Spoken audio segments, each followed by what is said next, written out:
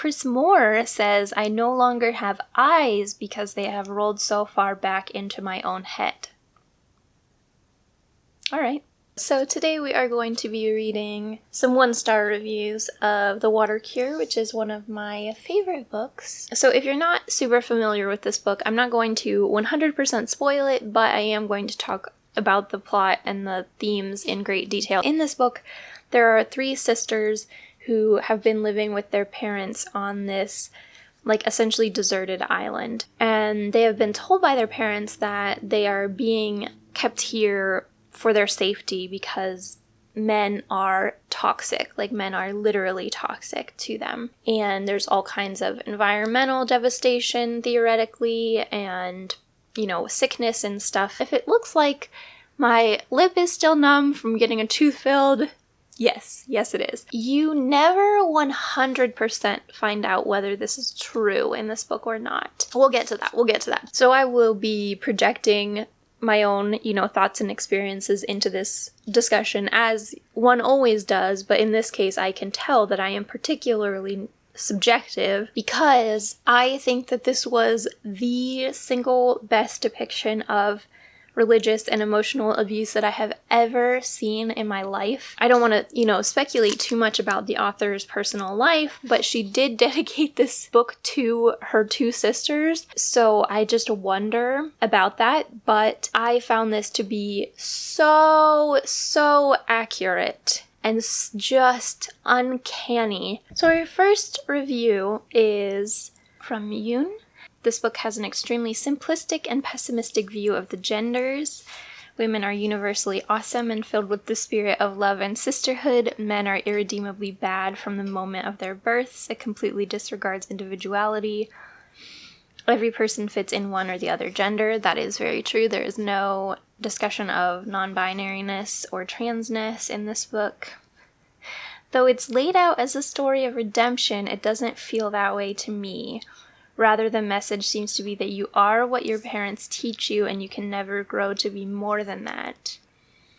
I am appalled by the violence and complete disregard that the 3 women have for others, which is disguised as righteousness. This book is marked as feminist, but it isn't. It's making mountains out of molehills and being as purposefully hurt as possible over small slights. It's hard to respond to reviews that I just feel like they missed the point. That sounds very condescending, but the making mountains out of molehills to me, and I don't know anything about this reviewer obviously, but it says to me that they have not experienced the kind of very, very confusing and nuanced abuse that is depicted here, where every word has 2 meanings. It has the meaning that you would take at face value that is relatively innocuous, and then it has the meaning that every ounce of your body as a traumatized person who has been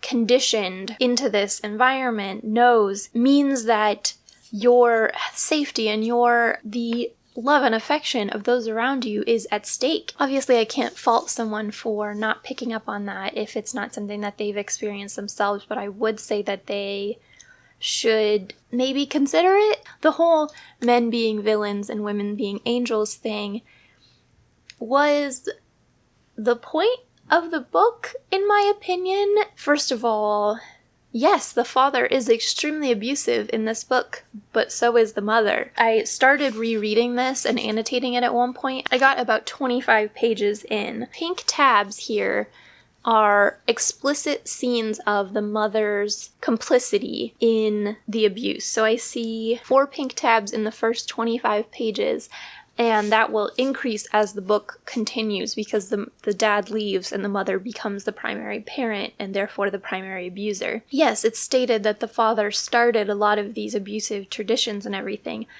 but when he leaves, instead of the mother being like, oh, thank goodness we can live our lives, in safety now, she carries on all of those things. And yes, partially that could be trauma for her, but she chooses to take that trauma out on her children, and her children take that trauma out on each other. I don't know how you could possibly read this and think that women are being depicted as angels in it. Whenever I hear someone complain that a book depicts women as being good and men as being bad, I have described books that way myself. If you see my video where I talk about books that I didn't like, I think the number one book that I didn't like in that video was for that reason, because it was so egregious.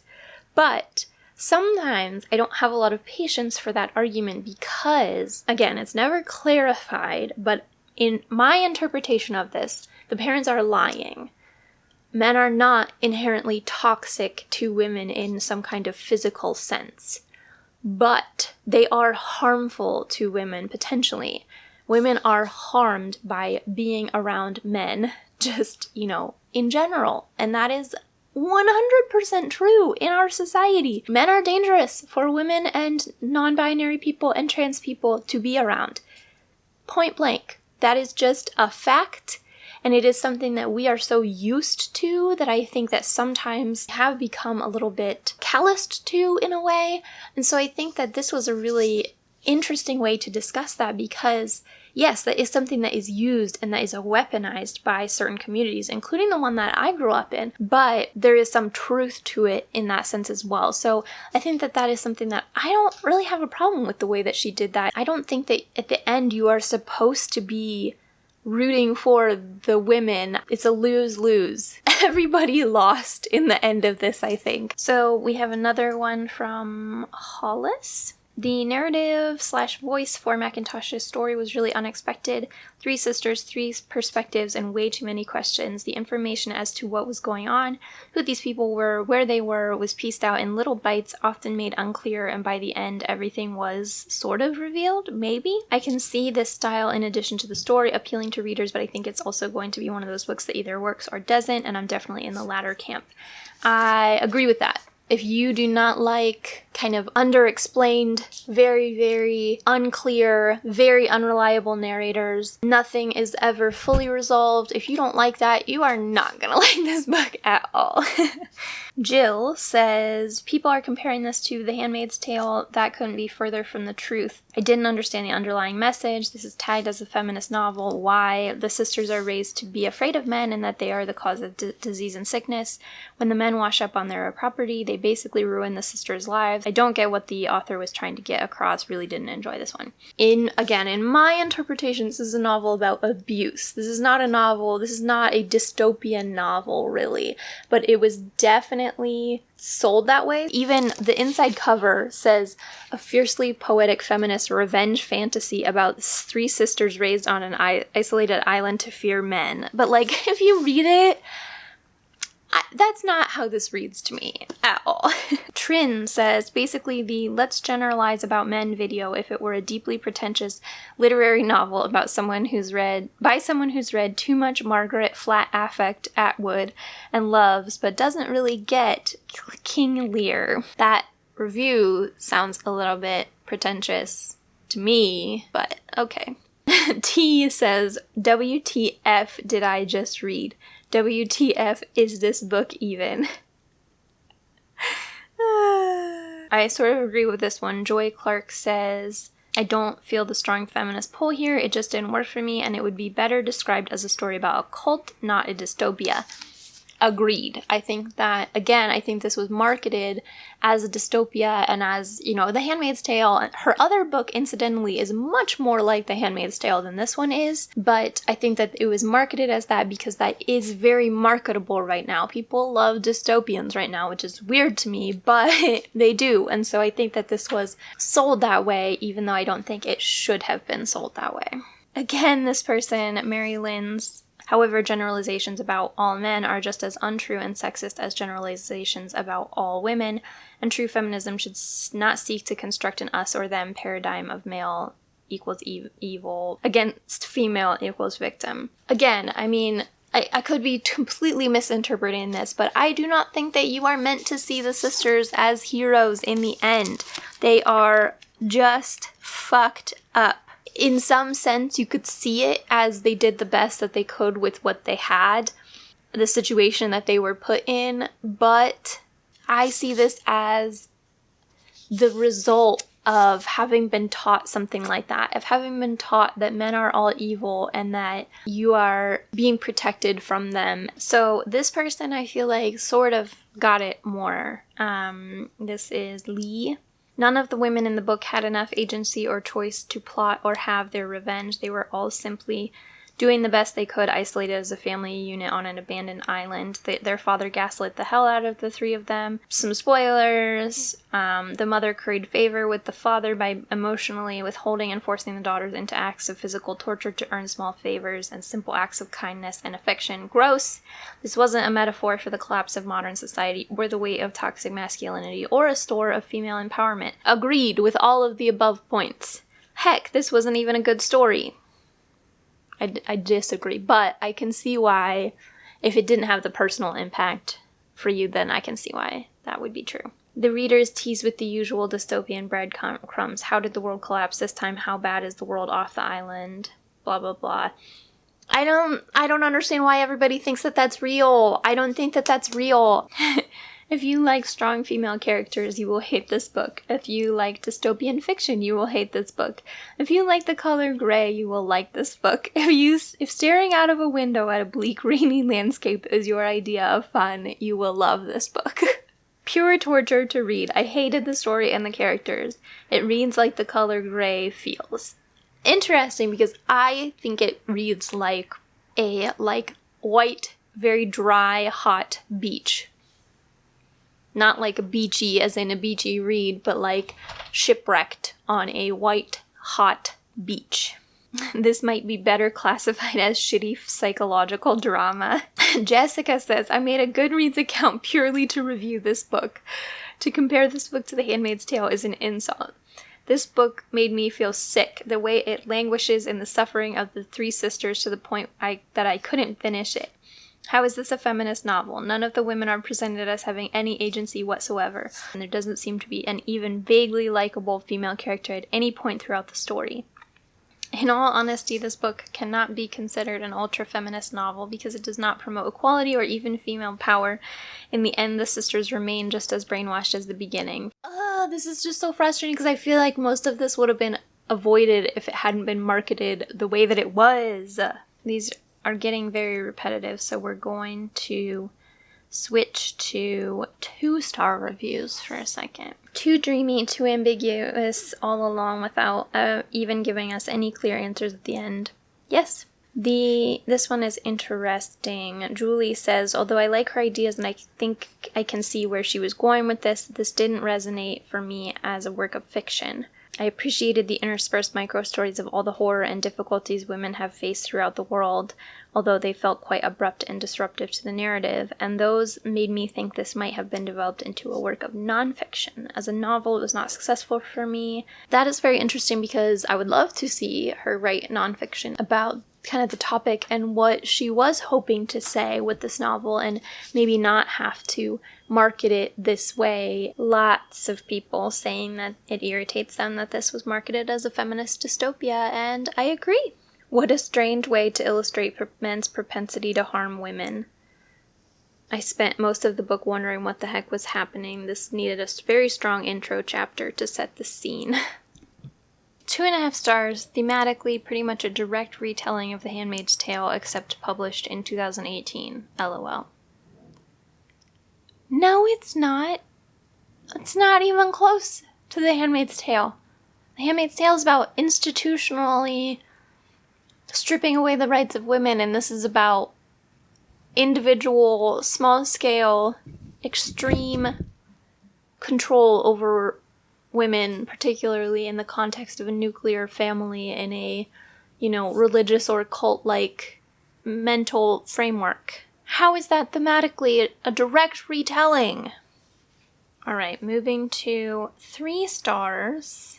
Okay, thank you. Some of these 3-star people are getting it. March Payne says, the dystopian premise is just a pretext for their isolation because what the water cure is really concerned with is the psychological effects of isolation and abuse and the complicated relationship between the sisters who have had to endure it. Forced by their parents to play cruel mind games and withhold love from one another, their notions of love are screwed up to say the least.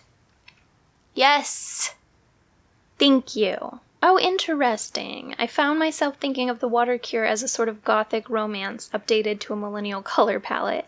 The tropes are there: enforced isolation, abusive spouse/parent, repressed female sexuality, an unseen menace, and tragic consequences. There's even a large but mostly empty building. In this case, it's a disused hotel rather than a castle or mansion. That is very interesting because the building is discussed at length, I feel like, and I felt like I got a very vivid mental picture of it. So that is very interesting. Aha! The third sister, Sky, is very much in the background. This is kind of baffling until a blink and you'll miss it twist towards the end. I don't even think that it was the twist that was the reason that she was kept silent. I think that she was kept silent because she was there the whole time. Like, she was born there. I think that you got the strongest perspective from the oldest daughter. She had the most of her own mind in a way, still, because she was raised the most on the outside, but also in some ways she had internalized the perspectives of the parents the most. The second one is very, very conflicted, and you do hear quite a bit from her, but she is tortured inside trying to figure things out, and you don't hear from the youngest one at all. And my thought was that that was because she never had been outside of this context. She essentially, I think it was a way of saying that her identity had been erased, you know, that she didn't have an internal dialogue or anything like that, which I don't think is true, but I did think that it was an interesting choice if that was the reason. The final resolution plays out with few surprises and it lacks a real sense of a reckoning. I actually agree with that. I don't really care about most of the things that happen in this book after the men get there, not gonna lie. I mostly only care about the context and the discussion of the abuse and the discussion of the mental and psychological impacts of it. I don't really care about the plot, not gonna lie, so like, I do think that she could have ended this differently. I can't find it now, but I did just see another review that said that this would have been better off as a novella and stopping either right when the men arrived to the island or before that, and I can see that. I think that that would have been a solid choice as well. I do think that the end was maybe a distraction from the things that I think are important in this book, but an even shorter novel, I would be totally fine with that. I think that we have covered most of the topics that we're gonna see in reviews. So again, I would say that if you are at all interested in religious abuse, emotional abuse, there is a lot of physical abuse in this as well. Physical abuse is obviously horrific and not discussed enough, but I do think it's discussed more than the other types of abuse, and it's also just so difficult to depict emotional abuse or religious abuse, because how do you describe that to someone? How do you describe what it's like to be emotionally unsafe? And I think that she did that really well. I don't know if you can say that she did it really well given these reviews, but I do think it's something that maybe some people just will not be able to understand, and maybe that's part of what's going on here. But I do think the primary problem is how this was marketed, so I guess I will have to take that up with whoever this is, Penguin, Random House. But anyway, let me know if you would be interested in more discussion of this book if I do ever finish my reread and annotation, and I would be happy to do that. If you have thoughts, I would love to hear them in the comments, and I will see you in the